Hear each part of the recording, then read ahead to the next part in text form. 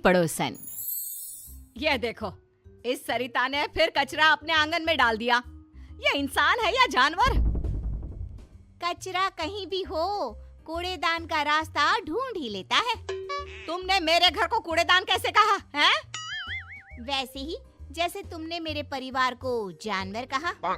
देखो, मैं राकेश भाई साहब का लिहाज कर रही हूँ, वरना क्या, मैं भी मुकेश भैया की वजह से चुप हूँ। राकेश की पत्नी सरिता और मुकेश की पत्नी विनीता के बीच ये झगड़ा रोज की बात हो गई थी, लेकिन हमेशा ऐसा नहीं था। दोनों परिवार 4 पुश्तों से अच्छे पड़ोसियों की तरह रह रहे थे। राकेश और मुकेश दोनों एक साथ ही बड़े हुए और बचपन से अच्छे दोस्त रहे। शादी के बाद दोनों की पत्नियां भी सहेलियां बन गईं, लेकिन धीरे धीरे दोनों में मनमुटाव हो गया, जिससे माहौल बदल गया। तब से ना चाहते हुए भी बचपन के दोस्त दूर हो गए। देखा, आज फिर उस सरिता ने हमारे घर कचरा फेंका। अरे इतनी हवा चल रही है, कहीं से उड़कर आ गया होगा। तुम्हें कैसे पता कि सरिता भाभी ने फेंका है? अरे जिस चिप्स का पैकेट मेरे सामने उड़कर आया, वो वही तो खा रही थी। अरे ये क्या बात हुई? अरे चुप रहो, तुम कुछ नहीं समझते। क्यों सुबह सुबह लड़ने लगती हो? तुमने देखा नहीं शुरू किसने किया था? कुछ भी बोलेगी तो क्या मैं चुपचाप सुन लूंगी? अरे नहीं, तुम तो बस सुनाती हो। क्या कहा तुमने? नहीं, कुछ नहीं, सब समझती हूँ मैं। देखना तुम, किसी दिन ना मैं। अरे अब बस भी करो ना भाग्यवान, तुमसे तो बात करना ही बेकार है। एक तरफ दोनों पड़ोसनों को एक दूसरे से नफरत थी, वहीं दूसरी तरफ अपने पापा की तरह रोहित और ईशा भी अच्छे दोस्त थे। दोनों कॉलेज में साथ पढ़ते थे। सॉरी, आज मम्मी ने सुबह सुबह झगड़ा किया। अरे तुम क्यों सॉरी कह रही हो?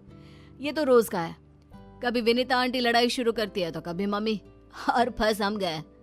हम और हमारे पापा बेचारे बचपन के दोस्त आपस में बात भी नहीं कर पाते। चलो अब घर आने में है, तुम आगे जाओ। अगर मम्मी या आंटी ने हमें साथ देख लिया ना तो हमारा कॉलेज जाना भी बंद हो जाएगा। सही कहा, चलो बाय, कल यहीं मिलते हैं। Okay bye. रोहित और ईशा की तरह मुकेश और राकेश भी छुप कर मिलते थे। सुबह छत पर दोनों मिलकर अपने दुख बांट लेते थे। कैसे हो भाई? बस ठीक ही हूँ, तुम सुनाओ, ऑफिस में सब ठीक? ऑफिस में तो सब ठीक है, बस घर में सब ठीक हो जाए। इन दोनों का झगड़ा तो रोज की बात हो गई है।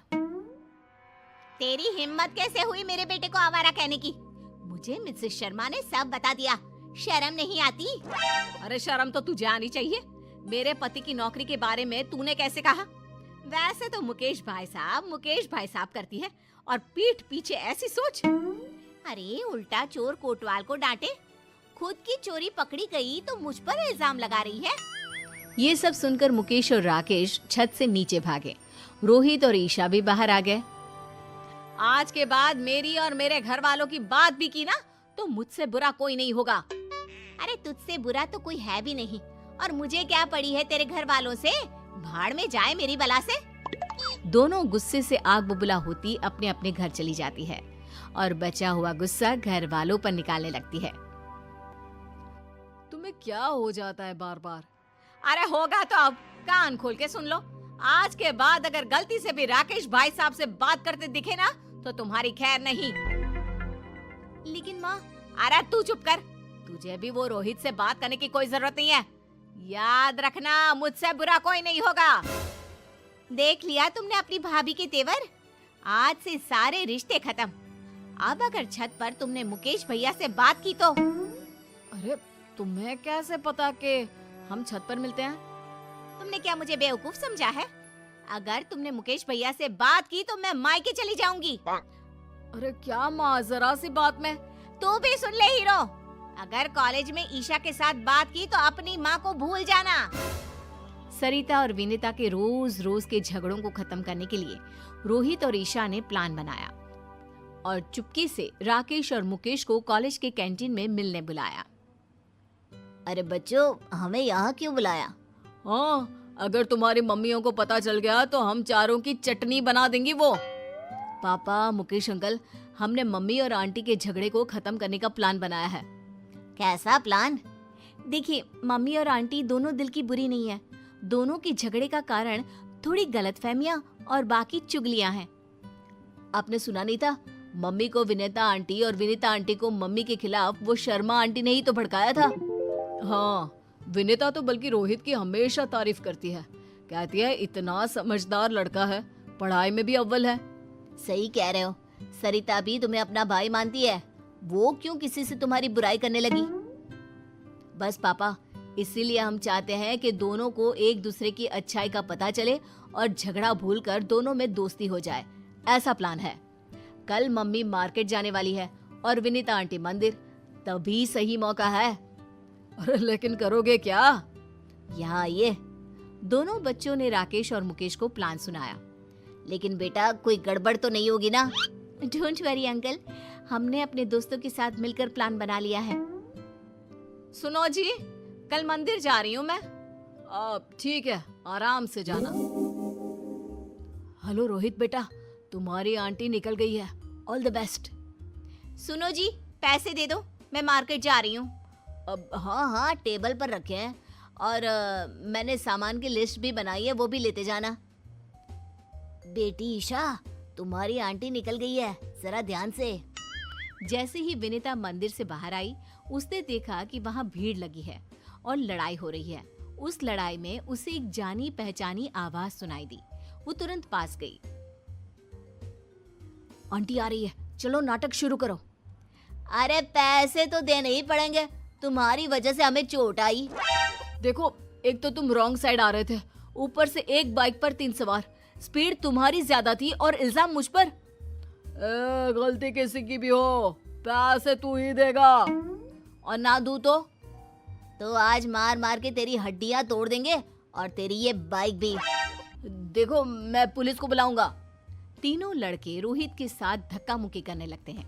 ये देखकर विनीता बीच झगड़े में कूद पड़ी। बंद करो ये।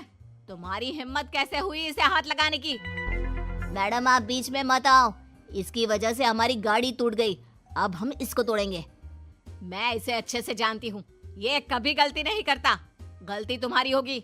अब भागो यहाँ से, वरना पुलिस को मैं बुलाती हूँ। नहीं नहीं, पुलिस नहीं। अरे भागो यहाँ से। थैंक यू आंटी, आपने बचा लिया। अरे बेटा, तू मेरे बेटे जैसा ही तो है। तुझे चोट तो नहीं आई ना? नहीं नहीं, मैं ठीक हूँ। आप जो वक्त पर आ गई। अरे बस भी कर। चलो, मैं आपको घर ले चलता हूँ। अच्छा ठीक है बेटा, लेकिन अपनी माँ को मत बताना कि मैंने तेरी मदद की। सरिता एक दुकान में सामान खरीदकर वापस जा रही थी। तभी उसे एक आवाज आई। छोड़ो मुझे, हाथ मत लगाओ। अरे ऐसे कैसे छोड़ दे? बचाओ बचाओ। सरिता ने देखा कि ईशा को कुछ गुंडे छेड़ रहे हैं। आंटी ने देख लिया? हाँ, तो एक्टिंग शुरू करो। आज अकेली मिली है, अब बच के कहाँ जाएगी? ये सब देखकर सरिता ईशा को बचाने के लिए दौड़ी और अपनी चप्पल निकालकर उन्हें पीटने लगी। अरे कम बख्तों, रुको जरा, बताती हूँ तुमको। ये ले। अरे बाप रे, भागो यहाँ से। अरे रुको, अभी तुम्हारी अकल ठिकाने लगाती हूँ। भागते कहाँ हो? रुको। जाने दीजिए आंटी, वो भाग गए। थैंक यू, आपने मुझे बचा लिया। अरे मेरी बच्ची, तुम ठीक तो हो? मैं ठीक हूँ आंटी, आप जो आ गई। वो तो भाग गए, वरना मेरी फूल सी बच्ची को छेड़ने वालों की तो टांगे तोड़ देती मैं। चलो आंटी, घर चलते हैं। बेटा, तू अकेले कॉलेज मत आया जाया कर, रोहित के साथ ही रहा कर। जी आंटी जी। और अपनी माँ को मत बताना।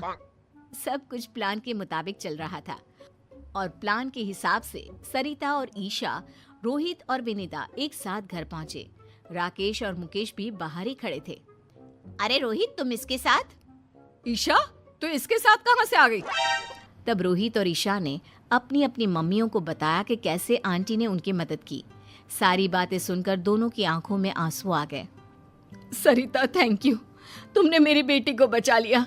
मैं तुम्हारा एहसान जिंदगी भर नहीं भूलूंगी। एहसान कैसे बहन?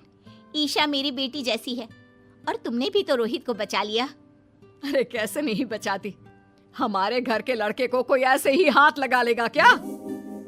मुझे माफ कर दो विनीता, मैंने तुम्हें गलत समझा। अरे गलती तो मेरी थी बहन, मुझे माफ कर दो। देखा सरिता, दिल की बुरी ना तुम हो ना विनीता, दोनों ने आज एक दूसरे के बच्चों की मदद की। हाँ, और तुम्हारी लड़ाई का कारण था गलतफहमी, और वो मिसेस शर्मा की चुगली। हाँ, अगर हमने बाहर वालों की बातें मानने के बजाय आपस में शांति से बात की होती तो कभी लड़ाई ना होती। हाँ, अब से हम कभी नहीं लड़ेंगे। आखिर पहला सगा पड़ोसी ही तो होता है। उस दिन से दोनों में दोस्ती हो गई। अब मंदिर हो या मार्केट, दोनों साथ साथ जाती। राकेश और मुकेश भी खुलकर मिलते। सुबह की चाय दोनों आंगन में साथ बैठकर पीते। रोहित और ईशा भी कॉलेज साथ आते जाते। दोनों परिवारों में प्यार और खुशहाली फिर से लौट आई।